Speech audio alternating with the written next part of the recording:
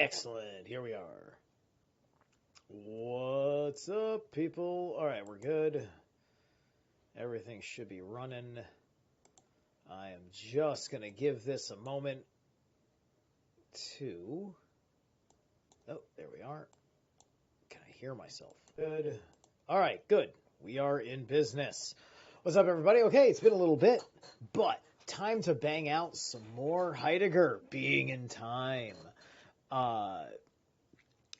Tonight, I am playing Psychroptic Divine Counsel. It was an album that came out last year of technical death metal.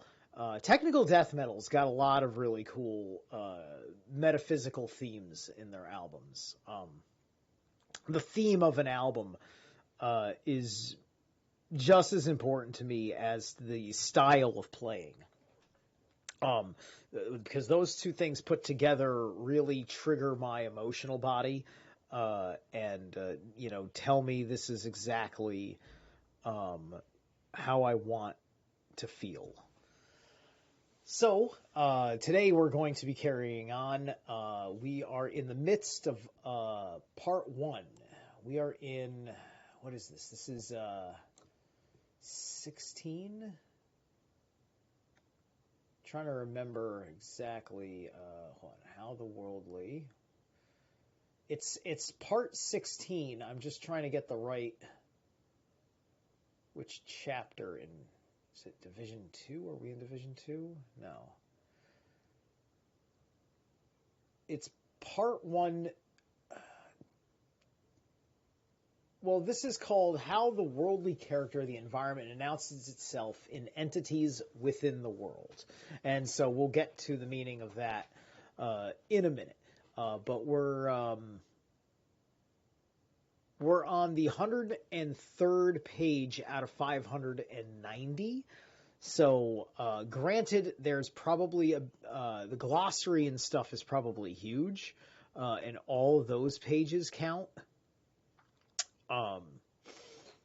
But yeah, this is a lot that we are running through. If I remember, oh, that's what I do. If I pull down these tabs, that's right. Yes, so we are in part 1, division 1, section 3, in which section 3 corresponds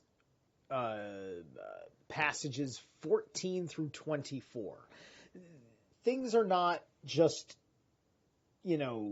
chapter by chapter in this book.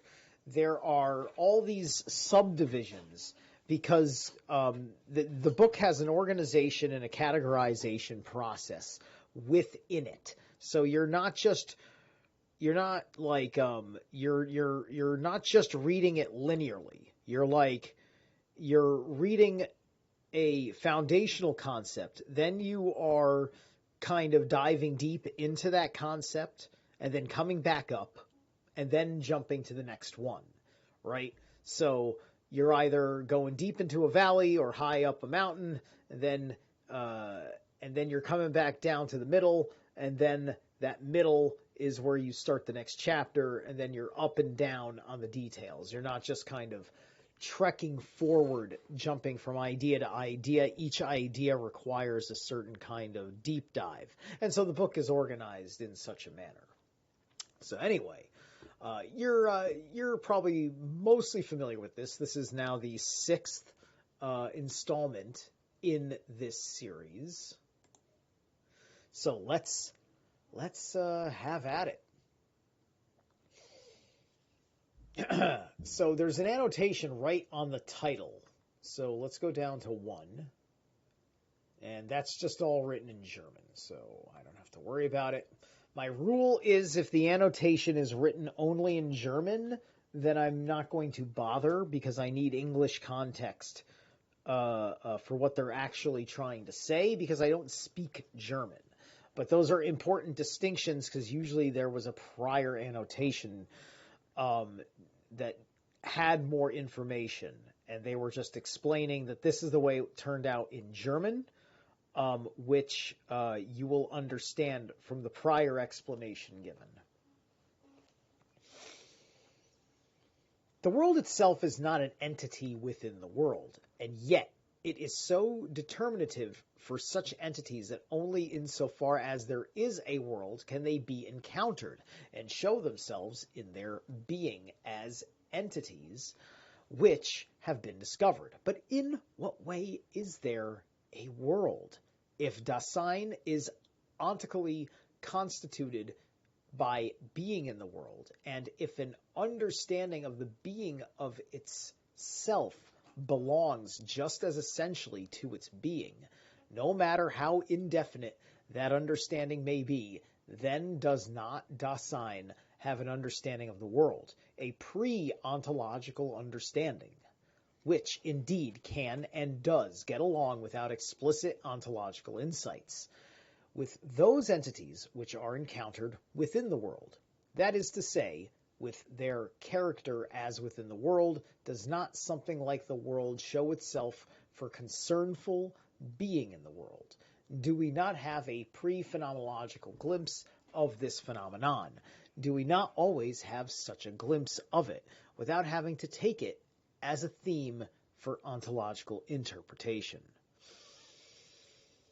Has Dasein itself, in the range of its concernful absorptions in equipment ready to hand, a possibility of being in which the worldhood of those entities within the world with which it is concerned is, in a certain way, lit up for it, along with those entities themselves?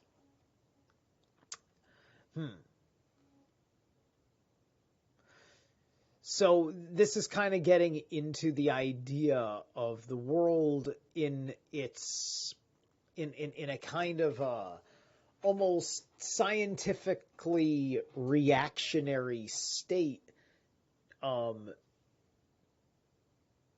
to you with your Dasein having things ready to hand. Ready to hand as opposed to ready in hand, which then, that constitutes what we're talking about in the world, such as when you're in the workplace and then all these other people that serve a form and function around your role that you play in your workplace, right? The same way how I go about my thing, and then there's consistently there's consistently a shelf, for instance. There can be a shelf with tools on it. That is ready to hand, the shelf being kind of like an entity, if you want to get animist about it, right?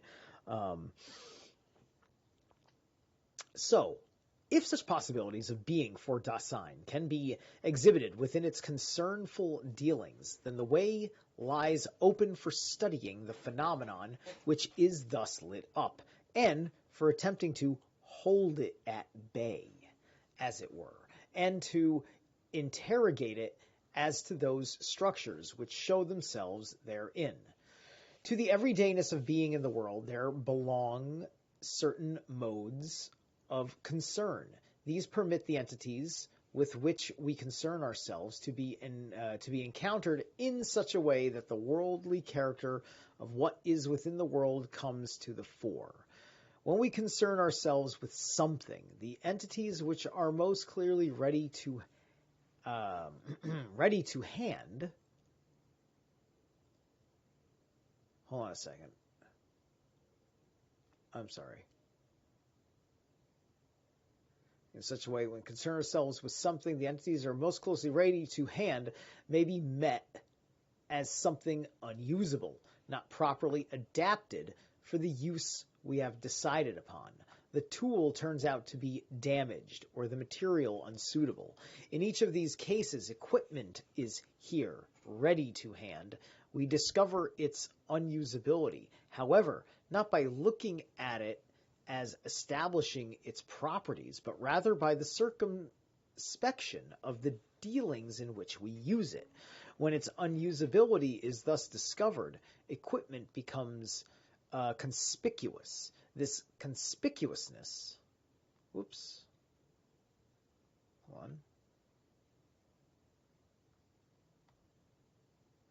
presents the ready-to-hand equipment as in a certain unreadiness to hand. But this implies that what cannot be used just lies there. It shows itself as an equipmental thing, which looks so, and which, in its readiness to hand, as looking that way, has constantly been present at hand, too. Pure presence at hand announces itself as such equipment, but only to withdraw to the readiness to hand of something with which one concerns oneself. That is to say, of the sort of thing we find when we put it back into repair. Let me get to the end of the passage. This presence at hand of something that cannot be used is still not devoid of all readiness to hand whatsoever. Equipment, which is present at hand in this way, is still not just a thing which occurs somewhere. The damage to the equipment is still not a mere alteration of a thing, not a change of properties which just occurs in something present at hand. So, as a musician, you've got your guitar. Guitars, by and large, are not that temperamental. They're fairly reliable. However, your amp sometimes, especially if you are like me and you like your tube amps.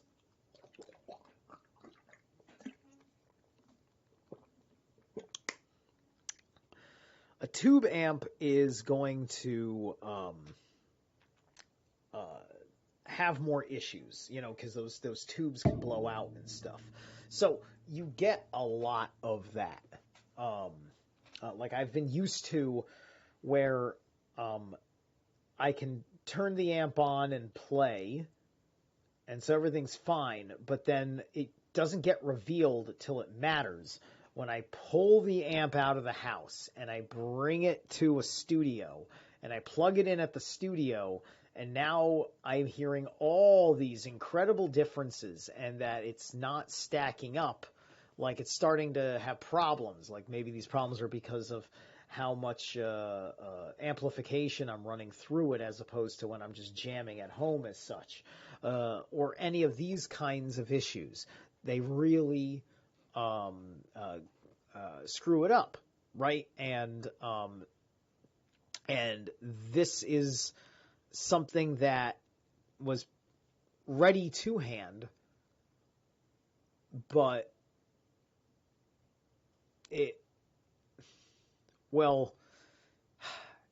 it's present at hand, but not ready to hand.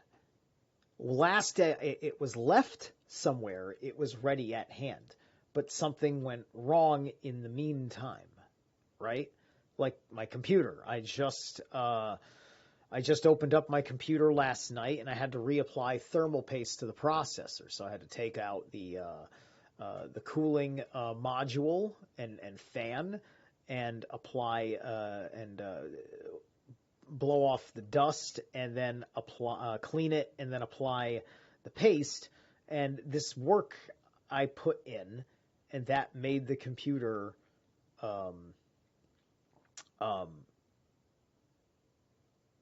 ready to hand, meaning that when the processor turns on, it will not eventually come to overheat itself.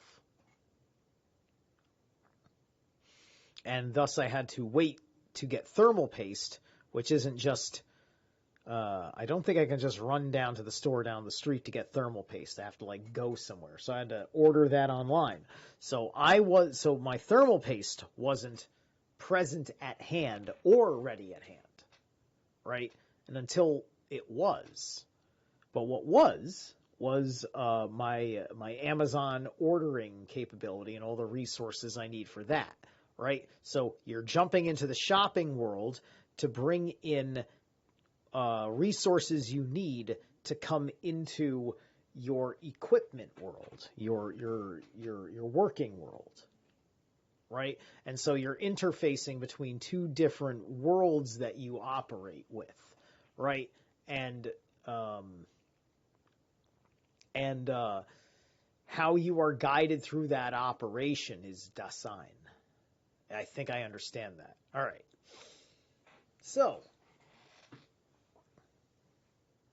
in our concernful dealings, however, we not only come up against unusable things within what is ready to hand already, we also find things which are missing, which not only are not handy, or handlich, but are not to hand, zur Hand, at all. Again, to miss something in this way amounts to coming across something unready to hand. When we notice what is unready to hand, that which is ready to hand enters the mode of obstructiveness. The more urgently, dringlicher, we need what is missing, and the more authentically it is encountered in its unreadiness to hand, all the more obtrusive. So oft dringlicher does that which is ready to hand become, so much so indeed that it seems to lose its character of readiness to hand. It reveals itself as something just present at hand and no more, which cannot be budged without the thing that is missing. The helpless way in which we stand before it is a deficient mode of concern, and as such it uncovers the being just present at hand and no more of something ready to hand. All right, hold on. Okay. In our dealings with the world, in earlier editions, Welt appears with quotation marks. These are omitted in the later editions. Of our concern, the unready to hand can be encountered not only in the sense of that which is unusable or simply missing, but as something unready to hand which is not missing at all and not unusable, but which stands in the way of our concerns, that to which our concern refuses to turn, that for which it has no time, is something unready to hand in the manner of what does not belong here, of what has not yet been attended to. Anything which is unready to hand in this way is disturbing to us and enables us to see the obstinacy of that with which we must concern ourselves in the first instance before we do anything else. With this obstinacy, the presence at hand of the ready to hand makes itself known in a new way as the being of that which still lies before us and calls for our adding to it. Ooh, okay, this is a huge annotation. All right, this is Jesus big. Okay, but it's in English, so we're going to read it. Heidegger's distinction between conspicuousness, Auffälligkeit, and obtrusiveness, Aufdringlichkeit, and obstinacy, Aufsässigkeit, is hard to present unambiguously in translation. He seems to have in mind three rather similar situations. In each of these, we are confronted by a number of articles which are ready to hand. In the first situation, we wish to use one of these articles for some purpose, but we find that it cannot be used for that purpose.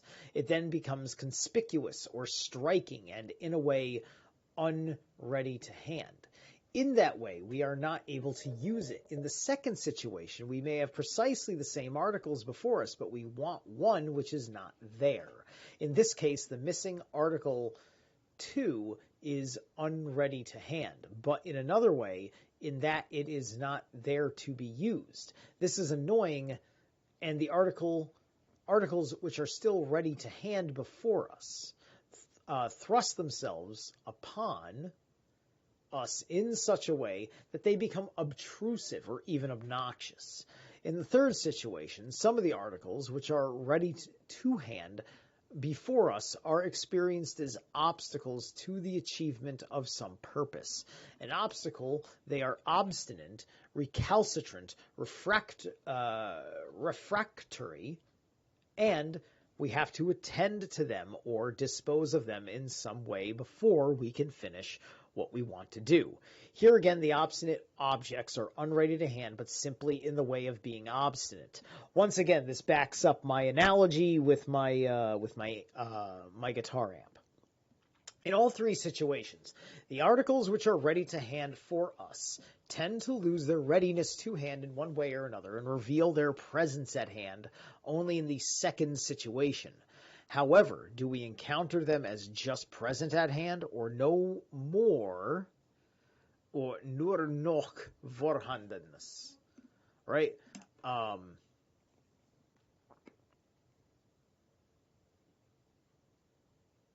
Nur noch vorhandenes. See, no more.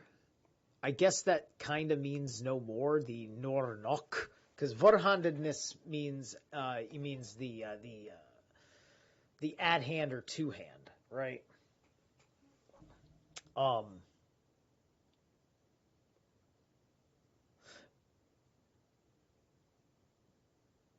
But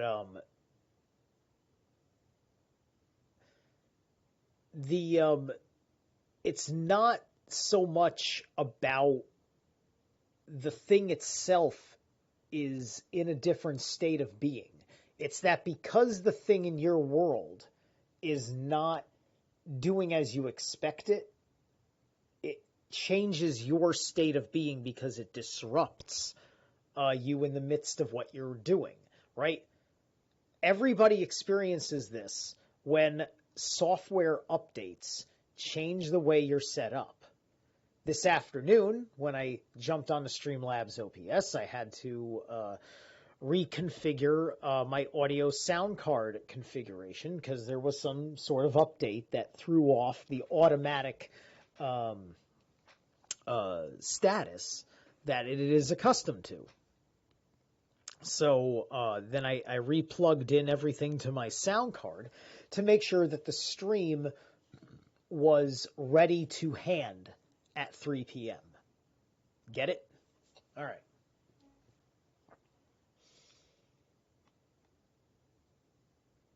The modes of conspicuousness, obtrusiveness, and obstinacy all have the function of bringing to the fore the characteristic of presence at hand in what is ready to hand.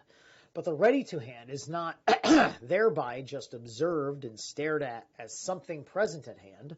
The presence at hand which makes itself known is still bound up in the readiness to hand of equipment.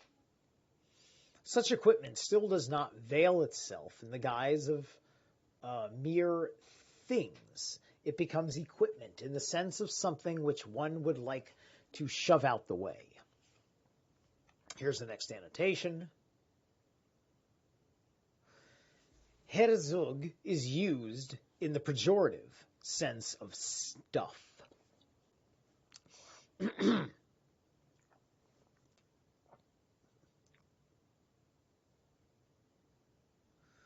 But in such a tendency to shove things aside, the ready to hand shows itself as still ready to hand in its unswerving presence at hand. Yeah,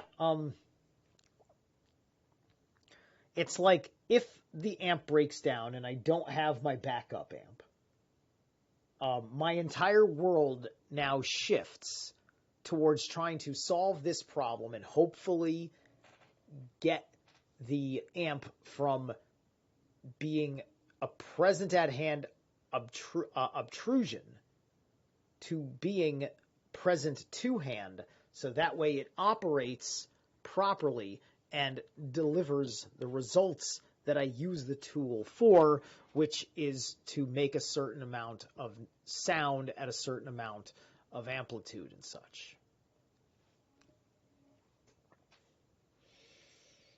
Now that we have suggested, however, that the ready to hand is thus encountered under modifications in which its presence at hand is revealed, how far does this clarify the phenomenon of the world? Even in analyzing these modifications, we have not gone beyond the being of what is within the world, and we have come no closer to the world phenomenon than before. But though we have not as yet grasped it, we have brought ourselves to a point where we can bring it into view. Inconspicuousness, obtrusiveness, and obstinacy, that which is ready to hand loses its readiness to hand in a certain way, but in other dealings with what is ready to hand, this readiness to hand is itself understood, though not thematically. It does not vanish simply, but takes its farewell, as it were, in the conspicuousness of the unusable. Readiness to hand still shows itself, and it is precisely here that the world character of ready to hand shows itself too. Okay.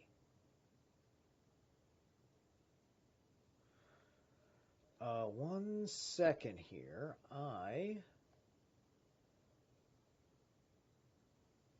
want to see. Okay. Okay, we're going to read 3 more pages. Should be able to jump through these 3 pages fast, and then we're going to take a break. The structure of the being of what is ready to hand as equipment is determined by references or assignments. In a peculiar and obvious manner, the things which are closest to us are in themselves, an sich, and they are encountered as in themselves, in the concern which makes use of them without noticing them explicitly. The concern which can come up against something unusable, when equipment cannot be used, this implies that the constitutive assignment of the in order to a towards this has been disturbed. The assignment themselves are not observed. They are rather there when we concernfully submit ourselves to them. Sich stellen unter sie, but when an assignment has been disturbed, when something is unusable for some purpose, then the assignment becomes explicit. Even now, of course, it has not become explicit as an ontological structure, but it has become explicit ontically for the circumspection which comes up against the damaging of the tool. When an assignment to some particular towards this has been thus circumspectively aroused, we catch sight of the towards this itself, and along with it, everything connected with the work. The whole workshop as that wherein concern always dwells. The context of equipment is lit up, and as something never seen before, but as a totality constantly cited beforehand in circumspection. With this totality, however, the world announces itself. Similarly, when something ready to hand is found missing, though itself everyday presence, or Zugegenstein, has been so obvious that we have never taken any notice of it, this makes a break in those referential contexts which circumspection discovers. Our circumspection comes up against the emptiness, and now see for the first time what the missing article was ready to hand with, and what it was ready to hand for. The environment announces itself afresh. What is thus lit up is not itself just one thing ready to hand among others. Still less is it something present at hand upon which equipment ready to hand is somehow founded. It is in the there before anyone has observed or asserted it.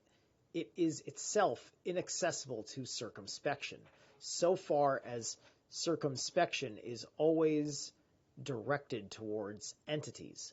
But in each case, it has already been disclosed for circumspection. Disclose and disclosedness will be used as technical terms in the passage that follow, and shall signify to lay upon the character of having been laid open. Thus, to disclose never means anything like to obtain indirectly by inference. In ordinary German usage, the verb erschließen may mean not only to disclose, but also in certain constructions to infer or conclude in the sense in which one infers a conclusion from premises. Heidegger is deliberately ruling out this latter interpretation, though on a very few occasions he may use the word in this sense. He explains his own meaning by the cognate verb aufschließen, to lay open, to say that something has been disclosed or laid open in Heidegger's sense does not mean that one has any detailed awareness of the contents which are thus disclosed, but rather that they have been laid open to us as implicit in what is given, so that they may be made explicit to our awareness by further analysis of discrimination of the given rather than by any inference from it. Right? You know, once again, like my amp. My amp's this big thing in the room. It's like this big. And you can't miss it. And you just look at it every day. And it's in the same state that it always is. And it's usually, I use it enough where usually it's presumably ready to hand. And I can I can plug a few things in, flip a switch real quick, pick up the guitar, and I'm rocking and rolling. But sometimes I pick it up and there's issues and the sound's not coming out right. There's an odd humming noise I'm not used to. Oh, I put the pedal in the wrong place and now I'm picking up radio reception because of how the analog electronics in the device operate. There's always these interesting little things that can pop up that can bring things to a more present at hand obstruction than that of a present to hand equipment. So, hold on a second.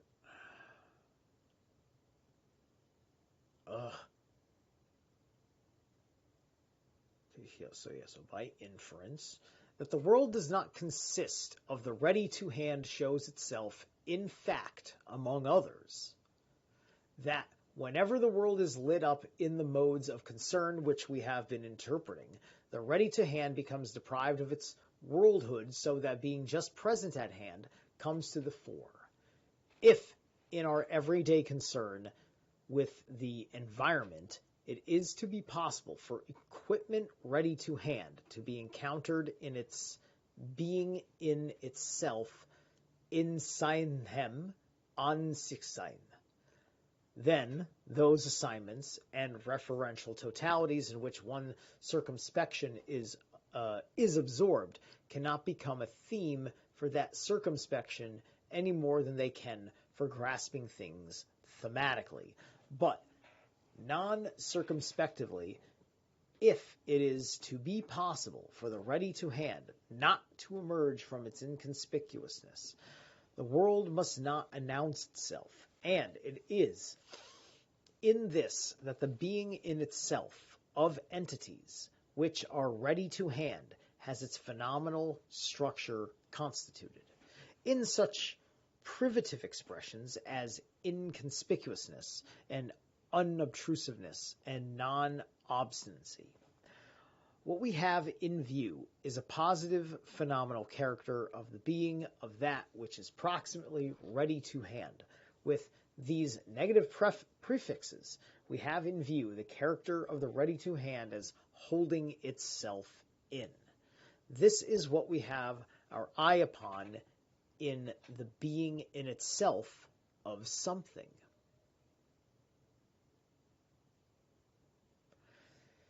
Des und meinen den Charakter des Ausschlichten, des so Handelnden, des wir mit dem An sich sein im Aug heben. The point seems to be that when we speak of something as it is, in itself or in its own right, we think of it as holding itself in or holding itself back, not stepping forth or doing something out of character.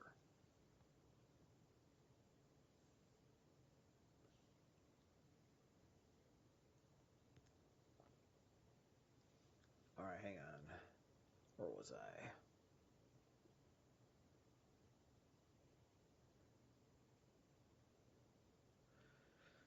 So approximately, we ascribe it to the present at hand, the present at hand as that which can be thematically ascertained as long as we take our orientation primarily and exclusively from present at hand.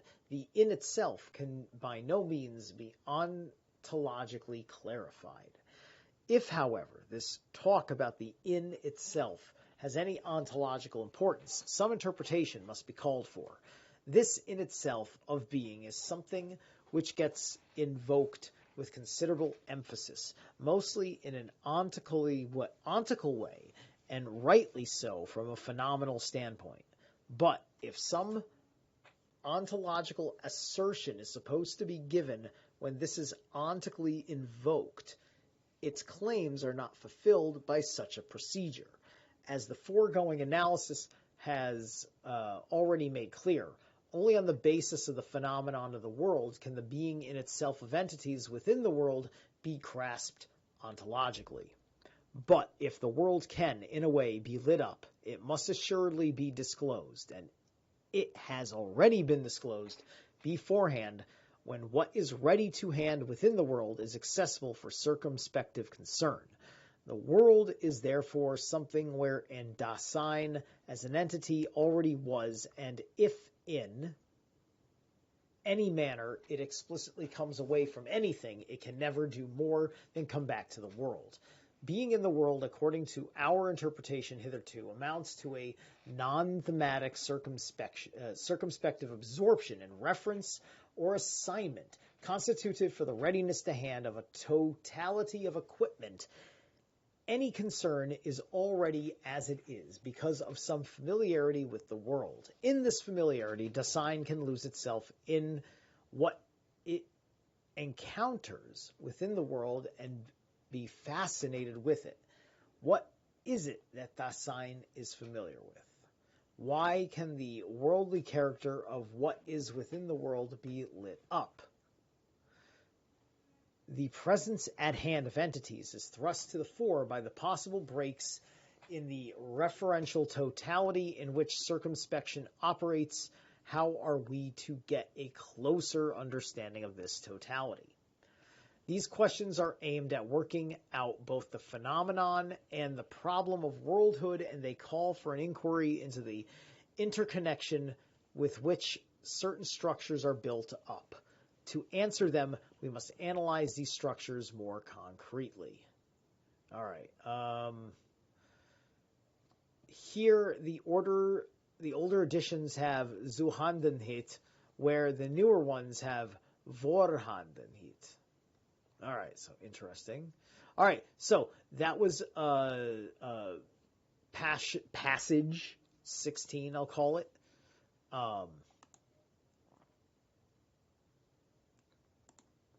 We are going to now go ahead and take a little break. We're going to listen to some more of Psychroptic's Divine Council album.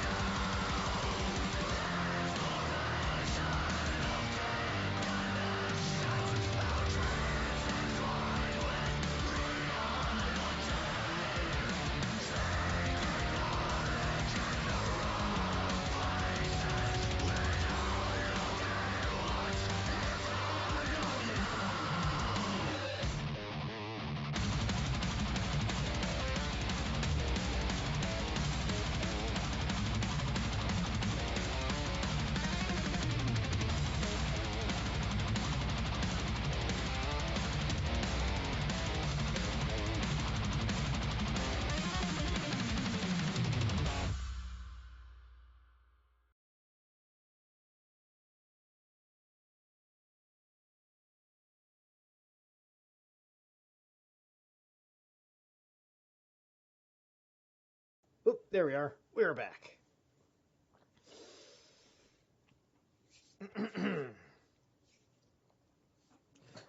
Let's see. No, I thought I closed that. No, I did. I think I fixed it. All right. Oh, this got like resized. Hang on a tick. There we go. That's better. That's a little bit better. That should be over here. You know, I can move myself this way a pinch. That's fine. I don't need to be all on the screen like that. Okay, that'll do. All right, that looks better. All right, reference and signs. This is part 17, right? Oops. All right, I'll fix that in a minute. Just want to see here. So that's 115, 108. All right, we should be able to get through this. It's about 7 pages or so. Then I'll see what I want to do after that.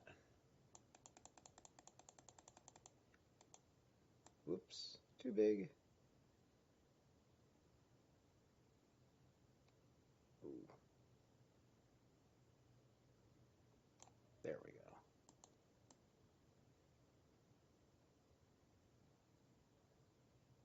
There's a reason I did that. That's it. There we go. See? That's what happens when sometimes you have to make little adjustments. You realize you weren't as present or ready to hand as you would have liked. But anyway.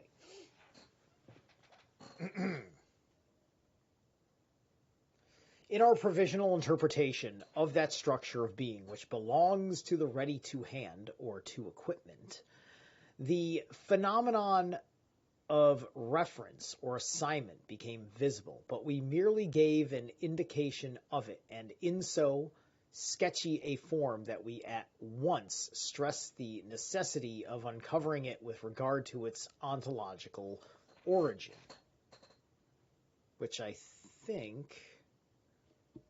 All right, that's just a note about where to go looking above. So it became plain, moreover, that assignments in referential totalities could, in some sense, become constitutive for worldhood itself. Hitherto, we have seen the world lit up only in and for certain definite ways in which we concern ourselves environmentally with the ready to hand, and indeed it has been lit up only with the readiness to hand of that concern. So the further we proceed in understanding the being of entities within the world, the broader and firmer become the phenomenal basis on which the world phenomenon may be laid bare. We shall again take as our point of departure the being of the ready to hand, but this time with the purpose of grasping the phenomenon of reference or assignment itself more precisely.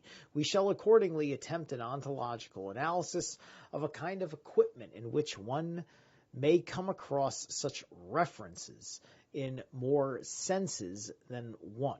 We come across equipment in signs. The word sign designates many kinds of things. Not only may it stand for different kinds of signs, but being a sign for can itself be formalized as a universal kind of relation, so that the sign structure itself provides an ontological clue for characterizing any entity whatsoever.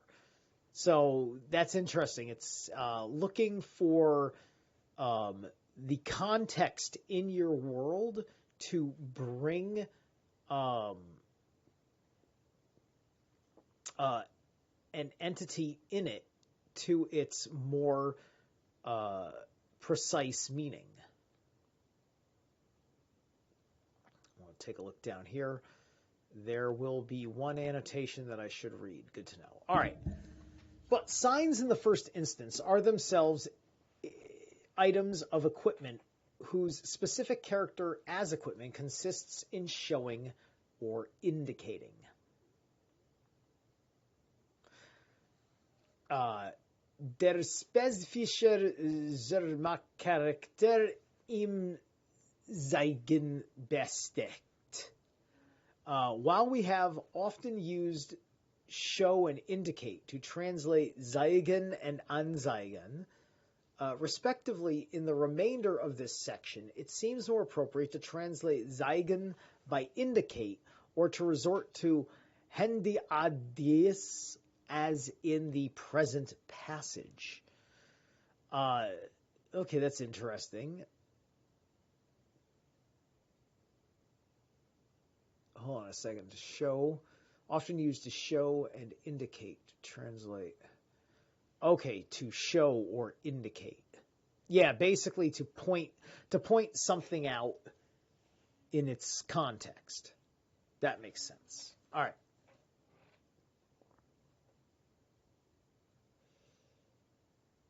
We find such signs in signposts, boundary stones, the ball for the mariner's storm warning, signals, banners, signs of mourning, and the like, indicating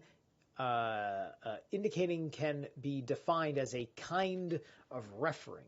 Referring is, if we take it as formally as possible, as relating, but relation does not function as a genus for kinds or species of reference, which may somehow become differentiated as sign, symbol, expression, or signification. A relation is something quite formal, which may be read off directly by the way of formalization from any kind of context, whatever its subject matter or its way of being. Every reference is a relation, but not every relation is a reference. Every indication is a reference, but not every referring is an indication. This implies at the same time that every indication is a relation, but not every relation is an indicating.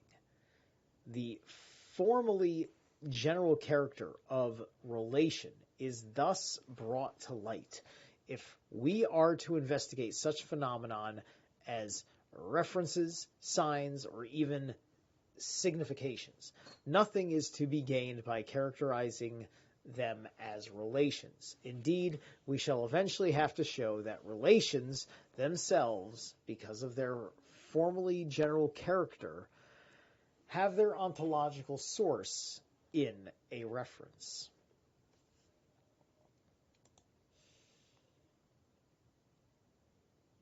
If the present analysis is to be confined to the interpretation of the sign as distinct from the phenomenon of reference, then even within this limitation, we can properly investigate the full multiplicity of possible signs. Among signs, there are symptoms, or the Anzeichen, warning signals, signs of things that have happened already, which is Rückzeichen, signs to mark something, signs by which things are recognized. These have different ways of indicating, regardless of what may be serving as such a sign.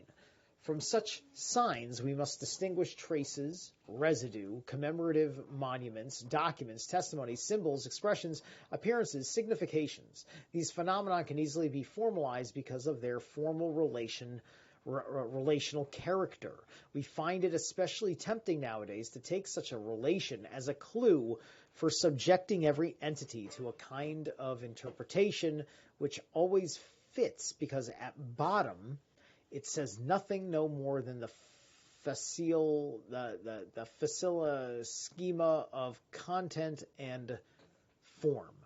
Facile schema? Maybe that's facile? I'm not 100% sure. But what this is actually drawing to my attention as I'm listening to the context by which we are drawing this concept of signs is the Mandela effect.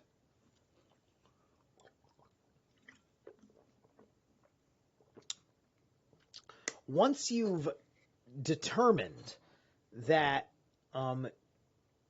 it's not just that you remembered it differently, it's that there's a reason why you remembered it the way that you did, because there was a relationship between how it was and who you were at the time, and also what's going on in the film at the time. Luke, I am your father, as opposed to no, I am your father. Right?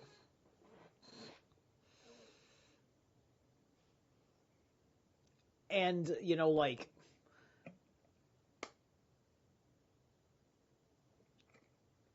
it's so subtle. It's so subtle, because easily it could be no, I am your father, because we could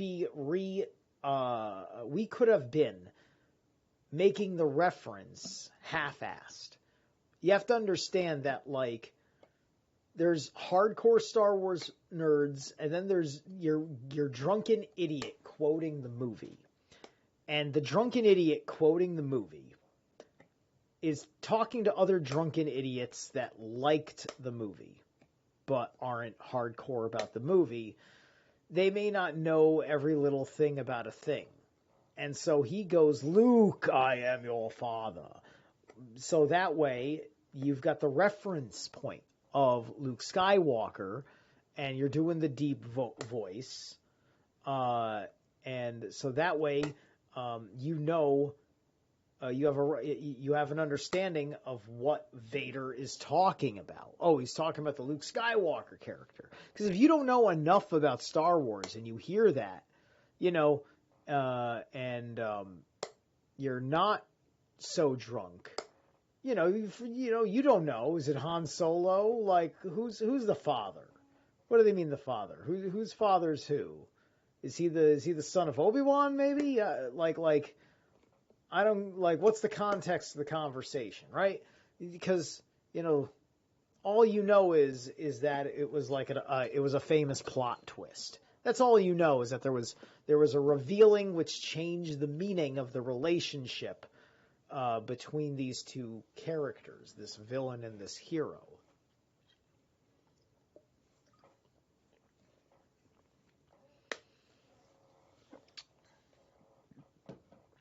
Plus there's Luke versus look, and know versus know. You understand? Knowing versus the word know, the negation of it. Chris Anatra, with the Quantum Businessman, he talks about that aspect of the Mandela effect a lot, in fact, right? So this is good stuff. Like, this is part of why I'm doing Heidegger in Time, to help us have a better relationship with the Mandela effect, amongst other things that are happening in our reality field right now, as we're I don't know, winding down to the end of time, allegedly. And I mean time as a concept. As an example of a sign, we have chosen one which we shall use again in a later analysis, though in another regard. Motor cars are sometimes fitted up with an adjustable red arrow whose position indicates the direction the vehicle will take at an intersection. For instance, the position of the arrow is controlled by the driver. This sign is an item of equipment which is ready to hand for the driver in his concern with driving, and not for him alone, those who are not traveling with him, and they in particular also make use of it, either by giving away on the proper side or by stopping. This sign is ready to hand within the world in the whole equipment context of vehicle and traffic regulations. It is equipment for indicating, and as equipment, it is constituted by reference or assignment. It has the character of the in order to its own definite serviceability. It is for indicating. Oops, hold on a second. Was that right? It is for indicating. Ooh, I missed it. Formally, possibly relating, referencing, formalizing, being. Wait, no, I jumped too far, didn't I? Did I jump up a page? I did. It is for indicating. There it is for indicating. Es hat den Charakter des Umso-Sein bestimmtei der Einlichkeit. Es ist zum Zeigen. The verb danen is often followed by an infinitive construction introduced by the preposition zu. Similarly, the English serve can be followed by an infinitive in such expression as it serves to indicate. In Heidegger's German, the zu construction is carried over to the noun Deinlichkeit, the corresponding noun. Serviceability, however, is not normally followed by an infinitive, but rather by an expression introduced by for, serviceability for indicating. Since the preposition zu plays an important role in this section and the next, it would be desirable to provide a uniform translation for it. We shall never, however, translate it as for, in which expression as Deinlichkeit, but as towards in such expressions as wozu, towards which, and dazu, towards this, retaining in order to for umzu.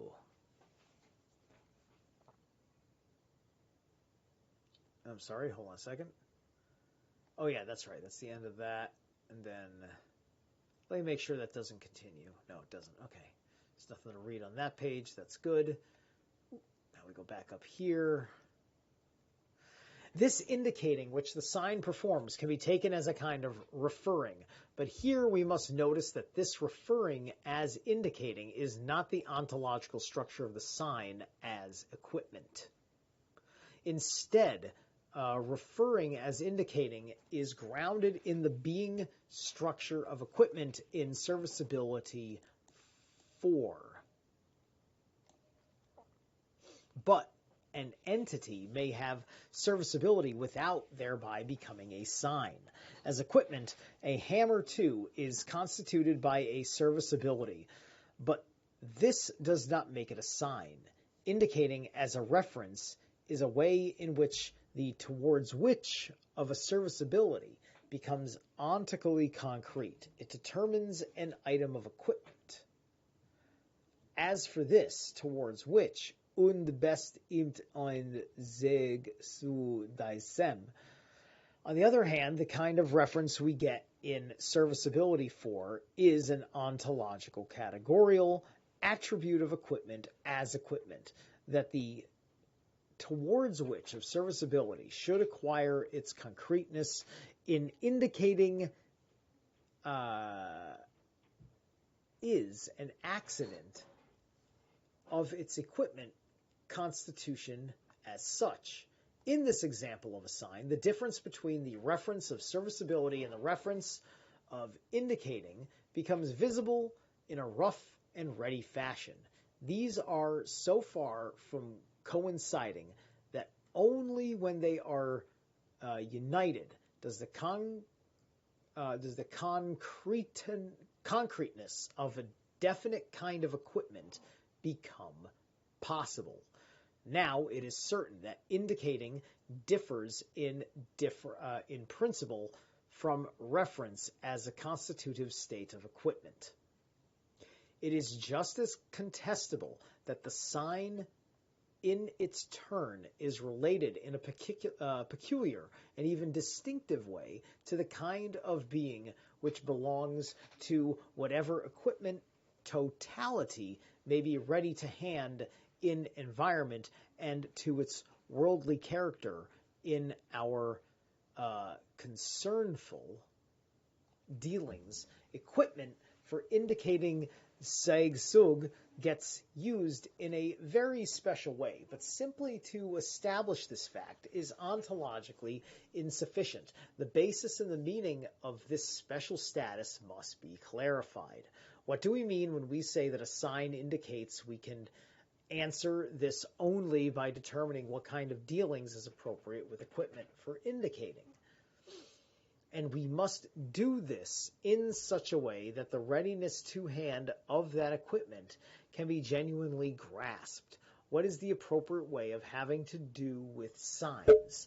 Going back to our example of the arrow, we must say that the kind of behaving or being which corresponds to the sign we encounter is either to give away or to stand still, vis-a-vis the car with the arrow.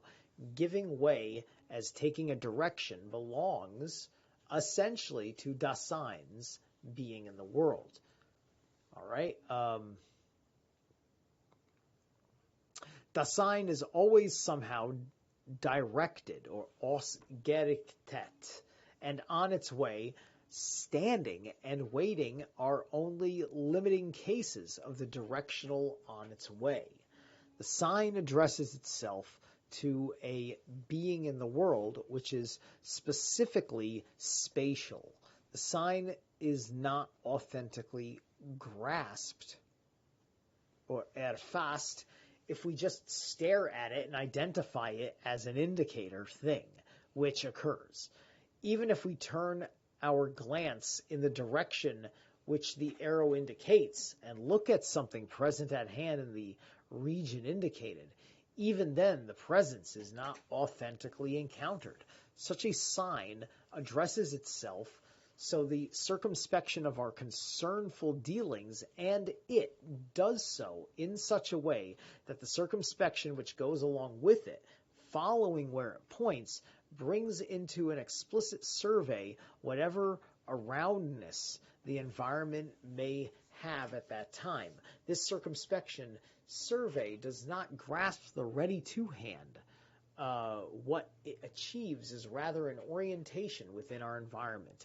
There is also another way in which we can experience equipment. We may encounter the arrow simply as equipment which belongs to the car. We can do this without discovering what character it specifically has as equipment, what the arrow is to indicate and how it is to do so. Many remain completely undetermined. Yet, what we are encountering is not a mere thing. The experience of a thing requires a definiteness of its own. Eigen best umtheit, and must be contrasted with coming across a manifold of equipment which may often be quite indefinite. Hang on a moment here.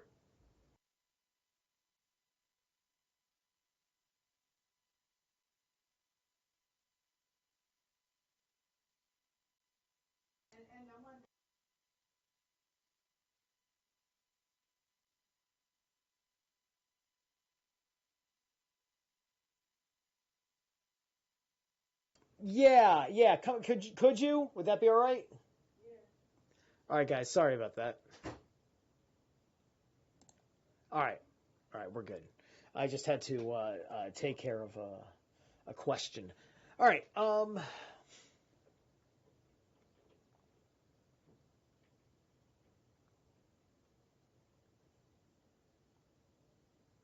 right. Size authentically grasped. Wait.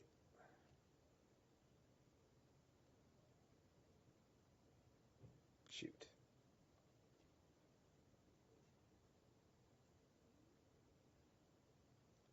I feel like, okay, I know giving way as taking direction belongs. All right, region indicated. This is really good with the automotive signal example. That's very, very helpful, especially me with, because I have a very interesting state of mind behind the wheel. It's why I do as much live streaming on Instagram while driving as I do.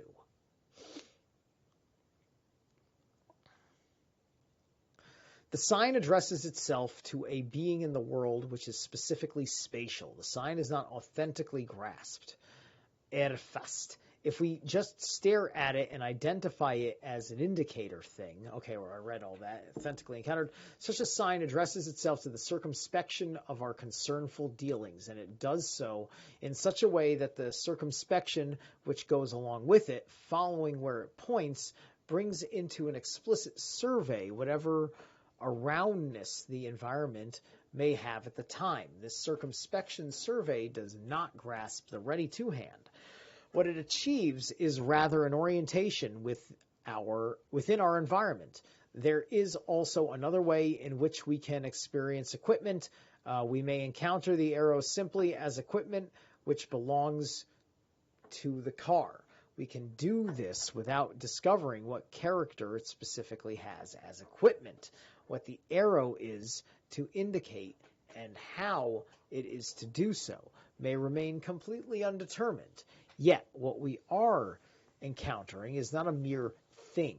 Experiencing of a thing requires a definiteness of its own. An eigen bestimdheit, and must be contrasted with coming across a manifold of equipment, which may often be quite indefinite, and even when one comes across it as especially close. Signs of the kind we have described let what is ready to hand be encountered. More precisely, they let some context of it become accessible in such a way that our concernful dealings take on an orientation and hold it secure.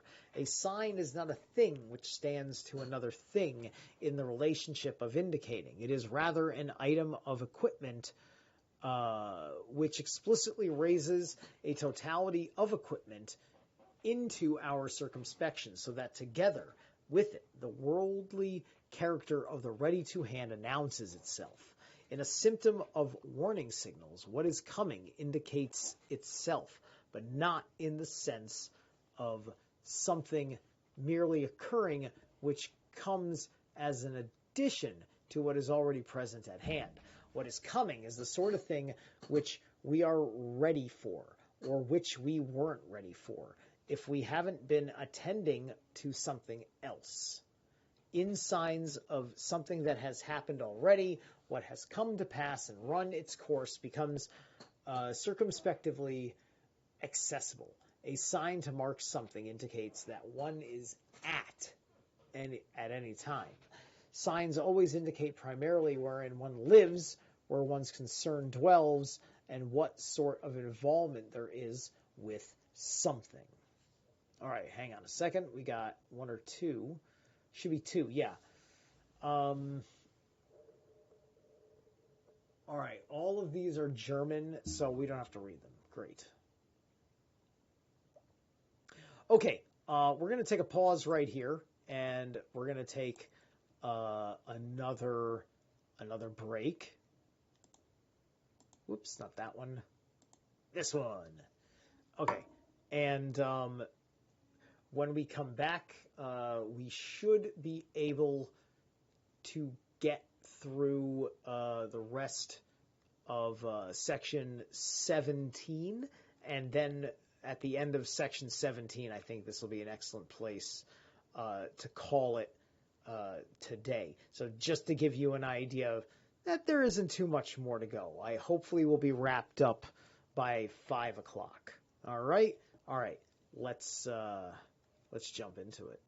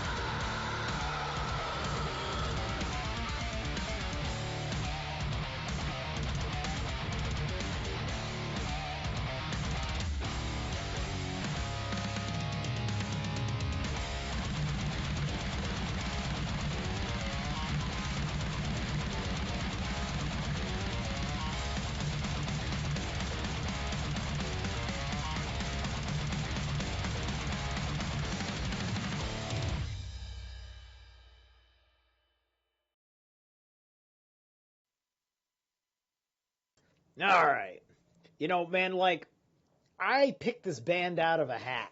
Like, I just typed in technical death metal and just looked at a bunch of different things, stuff I wasn't interested in, stuff that looked cool but didn't seem like it was going to be thematically appropriate.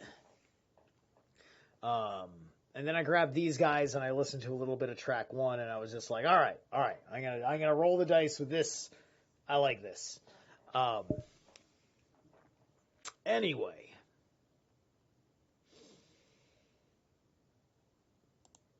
I'm excited. Let's jump back into it. The peculiar character of signs as equipment becomes especially clear in establishing a sign, or Stiftung. This activity is performed in a circumspective foresight, or Vorsicht foresight. They're so close that like they're practically the same. Like, I can imagine that literally they're linguistically connected. They must be. Vorsicht and foresight. But anyway, out of which it arises, and which requires that it be possible for one's particular environment to announce itself for circumspection at any time by means of something ready to hand, and that this possibility should itself be ready to hand. But the being of what is most closely ready to hand within the world possesses the character of holding itself in and not emerging, which we have described above. Accordingly, our circumspection dealings in the environment require some equipment ready to hand, which in its character as equipment takes over the work of letting something ready to hand become conspicuous. So when such equipment or signs gets produced, its conspicuousness must be kept in mind. But even when signs are thus conspicuous, one does not let them be present at hand at random. They get set up, or angebracht, in a definite way with a view towards easy accessibility. In establishing a sign, however, one does not necessarily have to produce equipment which is not yet ready to hand at all. Signs also arise when one takes a sign, or Zoomzeichen nehmen, something that is ready to hand already. In this mode, signs get established in a sense which is even more primordial in indicating a ready-to-hand equipment totality. And even the environment in general can be provided with an availability which is circumspectively oriented. And not only this, establishing a sign can above all reveal what gets taken as a sign becomes accessible only through its readiness to hand. If, for instance, the south wind is accepted, gilt, by the farmer as a sign of rain, then this acceptance, Giltung, or the value with which the entity is invested, is not a sort of bonus over and above what is already present at hand in itself, the flow of air in a definite geographical direction. The south wind may be meteorologically accessible as something which just occurs, but it is never present at hand proximally in such a way as this, only occasionally taking over the function of a warning signal.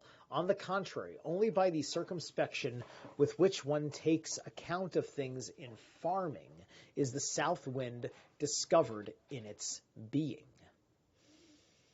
But one will protest that which gets taken as a sign must have become accessible in itself and been apprehended before the sign gets established. Certainly it must, in any case, be such that in some way we can come across it. The question simply remains as to how entities are discovered in this previous encountering, whether as mere things which occur, or rather as equipment which has not been understood. as something ready to hand with which we have hitherto not known how to begin, and which has accordingly kept itself veiled from the purview of circumspection. And here again, when the equipment characters of the ready-to-hand are still circumspectively undiscovered, they are not to be interpreted as bare thinghood presented for an apprehension of what is just present at hand and no more. The being ready to hand of signs in our everyday dealings, and the conspicuousness which belongs to signs and which may be produced for various purposes and in various ways, do not merely serve to document the inconspicuousness constitutive for what is most closely ready to hand. The sign itself gets its conspicuousness from the inconspicuousness of the equipment totality, which is ready to hand and obvious in its everydayness. The knot which ties in a handkerchief, or bekannte Knopf am Taschentuch, as a sign to mark something, is an example of this. What such a sign is to indicate is always something with which one has to concern oneself in one's everyday circumspection.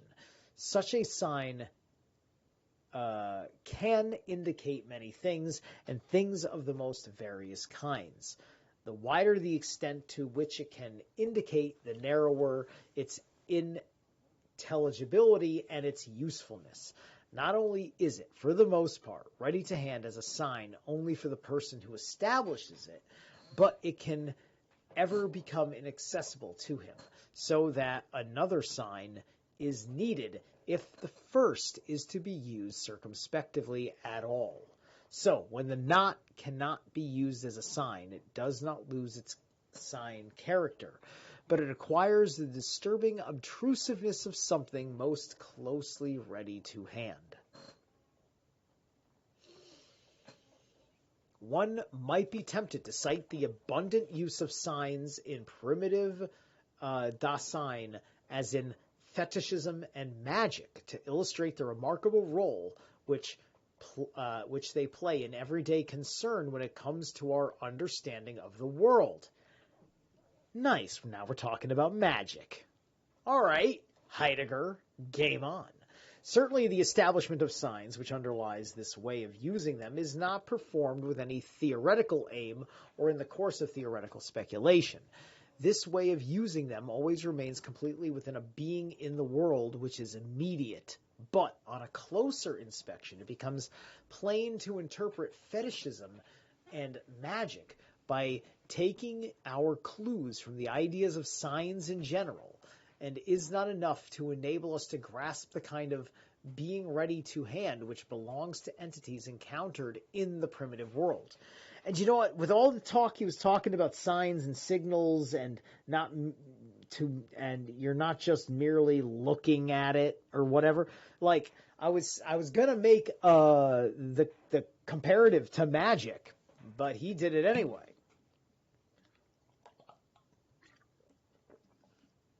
Right? So he's making that assertion that there's a little bit of magic to the basic concept of an indicator signal.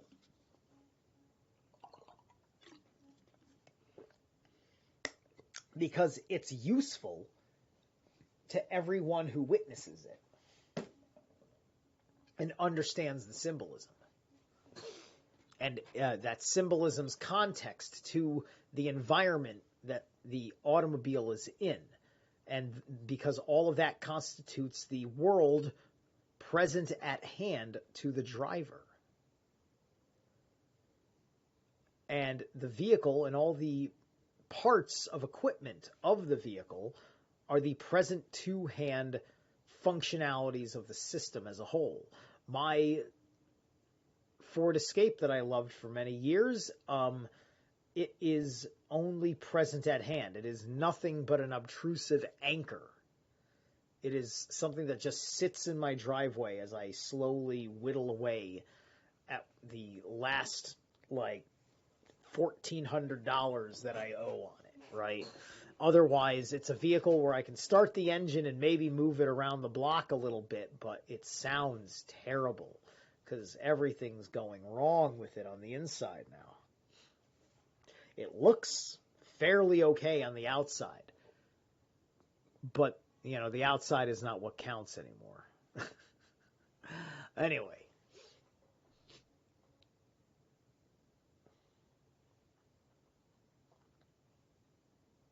Let me see. I stopped mid-sentence. With regard to the sign phenomenon, the following interpretation may be given. For primitive man, the sign coincides with that which is indicated. Not only can the sign represent this in the sense of serving as a substitute for what it indicates, but it can do so in such a way that the sign itself always is what it indicates. This remarkable coinciding does not mean, however, that the sign thing has already undergone a certain objectification, that it has been experienced as a mere thing and misplaced into the same realm of being of the present at hand as what it indicates.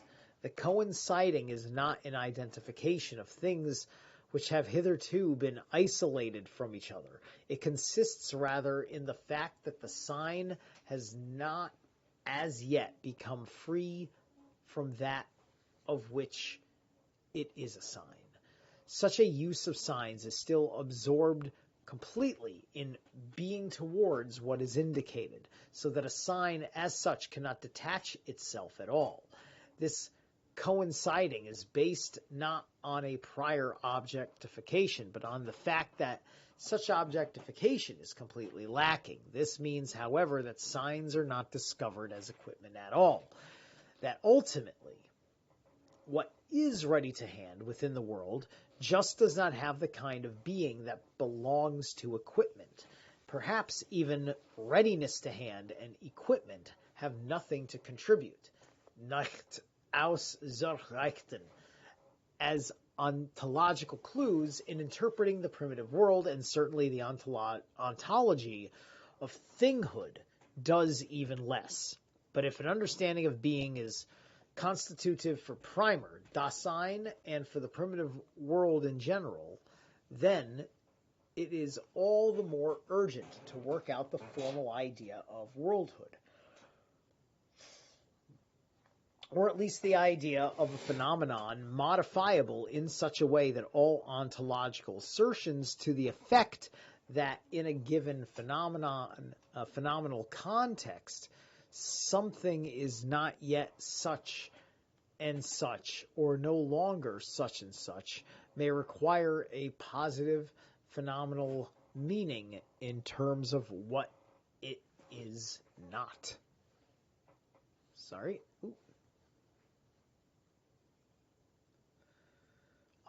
Aus dem, was es nicht ist. The older editions write was for was. Foregoing interpretation of the sign should merely provide phenomenal support for our characterization of reference or assignments. The relation between sign and reference is therefore and reference is threefold. 1, indicating as a way whereby towards which of serviceability can become concrete, is founded upon the equipment structure as such upon the in order to assignment. 2, the indicating which the sign does is an equipmental character of something ready to hand, and as such it belongs to a totality of equipment, to a context of assignments or references. 3, the sign is not only ready to hand with other equipment, but in its readiness to hand, the environment becomes, in each case, explicitly accessible for circumspection. A sign is something ontically ready to hand, which functions both as this definite equipment and as something indicative of was Ansicht, the ontological structure of readiness to hand or referential totalities and of worldhood. Here is rooted the special status of the sign as something ready to hand in that environment with which we concern ourselves circumspectively. Thus, the reference or the assignment itself cannot be conceived as a sign of it is to serve ontologically as the foundation upon which signs are based. Reference is not an ontical characteristic of something ready to hand, when it is rather that by which readiness to hand itself is constituted. In what sense, then, is reference presupposed ontologically in the ready-to-hand, and to what extent is it, as such, an ontological foundation at the same time constitutive for worldhood in general? Excellent. So, we've made it through 16 and 17 today. Let me see here. 18, is that 115? Yeah, and then it's 9 pages for 18. And 18 actually has a subsection in there too. So yeah, that's pretty big. Yeah. So we will do 18. We will do 18 next time. Let me see here. Did anybody ever... Nobody chimed in the chat room. It's like... Let's see. I had 6 views, 2 concurrent viewers. Nobody said hi. Well, thank you for joining anyway. All right, guys. I hope you've been enjoying this. I hope you guys head over to Greyhound and Pagan's podcast with Stein Fox. I just did my follow-up interview with him since last month. And so we did that for about 2 hours this afternoon live. It was incredibly fun. I'm thankful. I'm thankful for his support and interest. You know, I like it when people kind of like recognize me, right? You know, like I try to do all these things, and the recognition is much heartfelt. I appreciate it. Thank you so much. I'm going to sign off for now, and I'm going to catch you guys soon. You might see a little bit more content from me. If it's true that once I hit 50 subs, I can live stream, which was not the way it was last year when I lost my channel, and I had almost 1,000 subs and I couldn't live stream mobile. You might see me live stream from my phone occasionally. Anyway, I'll catch you guys later.